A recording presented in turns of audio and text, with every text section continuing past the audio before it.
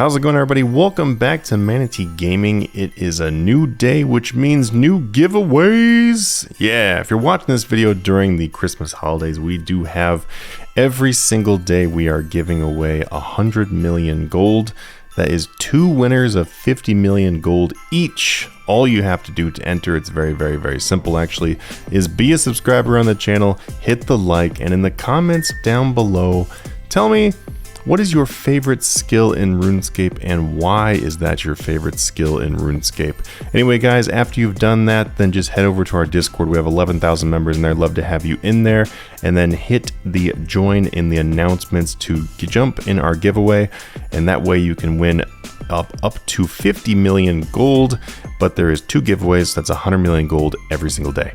Also, right now we have a holiday sale going on our Patreon tiers, so if you are interested in making 10 billion plus per month, like actually legitimately making it no breaking terms of service, no real world trade, nothing like that, then you can check that out and support the channel. It is the cheapest time of the year to do that. Anyway, guys, let's just go ahead and jump on into this video.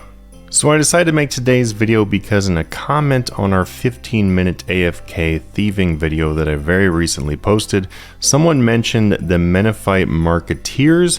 So I decided to come here and go ahead and get 50 of the gift offerings. That way we can open them up and you can see what you can get from doing these. I also want to, just go ahead and test these because they did say they liked them. From what I was previously thinking, I was assuming that this is something you would want to do at a lower level than the druids in the other video, because this one does give you quite a bit less XP per hour, but we're going to go over the breakdown. But to start off, it's very easy to get to. When you go to Manatee, you can literally go just north from the lodestone and you'll find the bank right here. And then just north of that, you're going to find the merchant district. So the merchant district is where you want to be to do these. You can also use a merchant teleport tab to get here as well. But where you're going to want to go is over to this Manatee Marketeer that's standing at the lamp stall. The reason why you want to use this one at the lamp stall is because at the lamp stall he has a very small area that he walks in. The rest of them wander all over the place and they make it so you are pickpocketing quite a bit less per hour. But right here at the lamp stall, this guy right here, I'm pretty sure it's this guy right here, he is the one that is going to move the least. As you can see, he doesn't go very far at all, and then you can just pickpocket him very quickly.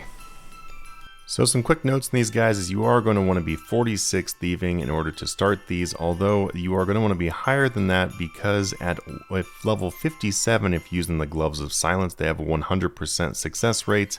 If you do not have the 57, then you can have tier 8 merchant district rep, and then you'll get 100% at level 78. And these guys are going to give you about 88.5k XP per hour, which is pretty low, but the thing is though, is you have to remember that they are fully 15 minutes of AFK. If you do not want to use the gloves of silence, which I understand because they do degrade, which you do also have to have level 54 hunter for those, you can use the exoskeleton or everything else you have for your thieving outfits, although those are much harder to get with much higher requirements than the simple gloves of silence. So you just use whichever one is going to work out best for you. You are also going to want to have the sticky fingers relic, which is a level 84 archaeology. I know it's kind of high, but archaeology is super AFK, so don't worry about it too much. And that will give you a 50% chance, a 50% higher speed of pickpocketing until you are caught, which means that will let you sit here for the full 15 minutes, because if you have the requirements I just mentioned, then they will never ever catch you. Something else to know about these is you can get the Cowfight Wanderer and the Hornless Unicorn Fly for your log for Manatee. So if you don't have those yet, then this is also a really great reason to come here and do this, because you will need those to complete the area. You'll be able to get 3,000 pickpockets per hour. That's how you end up with the 88.5k XP per hour.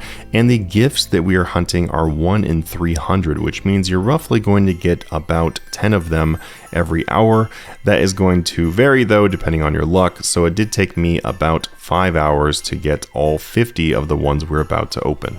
So let's go ahead and get on into these gift openings. So it's noted here that the luck of the dwarves or other luck boosts do affect the opening of these gifts. So that is also something that you want to keep in mind.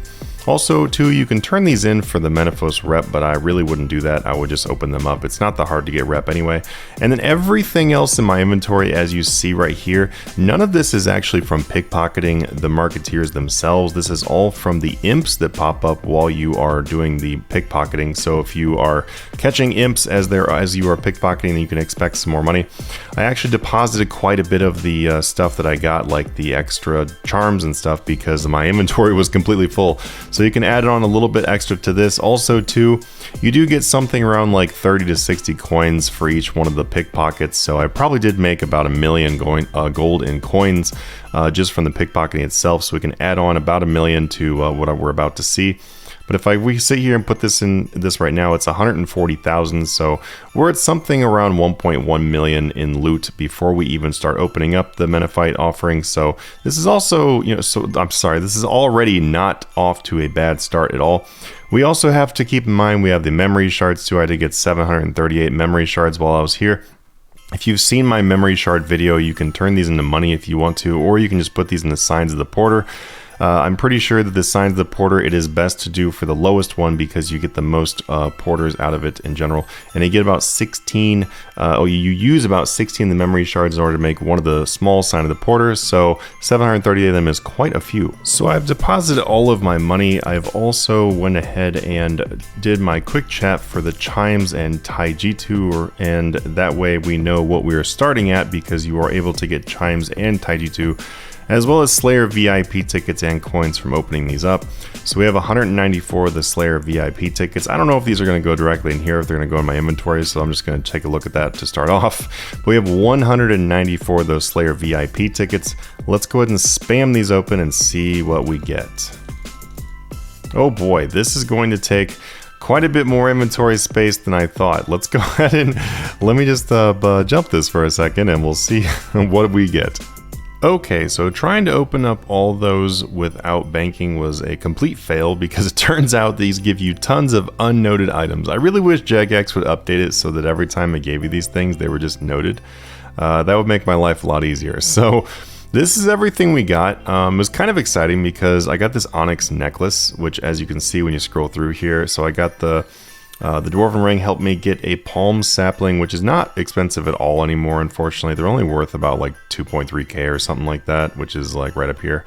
And I also got this papaya sapling, which is not in this list, but they're only like 200 gold. I'm telling you that because when I do the loot checker, it's not going to show these because they're not tradable. You can always try to like take the seed out of it, which is what I'll probably do. But yeah, anyway, that's what they're worth. So if you look at this right here, I did get this onyx necklace, which honestly was really exciting. I got that pretty early on. This was really exciting because I don't know, it's just kind of cool. I don't think I've ever gotten that from anything before. But as you can see, yeah, I kept. Oh, never mind. It did actually. It did come from the Dwarf Ring. Well, that's unfortunate. 200 coins. As you can see, it was very difficult to open all these up without having to bank like 40 times. So anyway, we got it done. If you look right here, this right here is my coins now. So 2450k basically is what we got in coins, just straight up coins. So that's pretty awesome. That means that this actually could be a decently viable method for like an Ironman or something if you are like a low level Ironman. As I said, this took me about 5 hours. So it's about 500k an hour in just coins, which is really not bad at all if you're like an Iron. And if we look right here at the overall loot though, we got about 880k with the tradables. As I mentioned, these are not tradable. Also, the Silverhawks and the Tight Springs and stuff are not included in this, so you can value those at whatever you want to. But that's about 880k right there. This 400k necklace is pretty sweet. Everything else is, yeah, just kind of like average prices. If we look through our untradables we unfortunately only got 3 Slayer VIP tickets. I think we started with 197, didn't we? It was like 197 or 194. Anyway, it wasn't very many. I was kind of hoping this was going to be a really good source of Slayer VIP tickets because I actually may have come back here and just chilled. But with it being this slow, I probably won't bother doing that. And then if we look at how much Taijitsu and how much Chimes we got, because I was kind of excited to see that number as well. We'll go ahead and type in the Chimes, and then we'll type in the Taijitsu. Hopefully I'm saying that correctly. Okay, so we have 1,166.5. We have 11,66,546 Chimes. That turns into 11. Huh. Not terrible on chimes. So we have 1,168,100, 1,100, yeah. It's really bad on chimes, I guess. Unfortunately, it's really not that great on chimes. I only got a few thousand. You can definitely get chimes much quicker than that somewhere else. And then for Taijito, we started with 200, and we ended with 200. So apparently those are way more rare than I probably would have guessed. So it looks like overall this was about somewhere around 4480k is the total loot if you count how much money I got from actual pickpocketing and then the imps, and then also opening up the boxes. We end up with about 4480k. Something to note too, if you look at if you remember how much I got from the imps, it really wasn't that much coins. So if you want to just completely skip the imps, or maybe only pickpocket the expensive imps that pop up, like the ninja imps, then that's probably the way to go.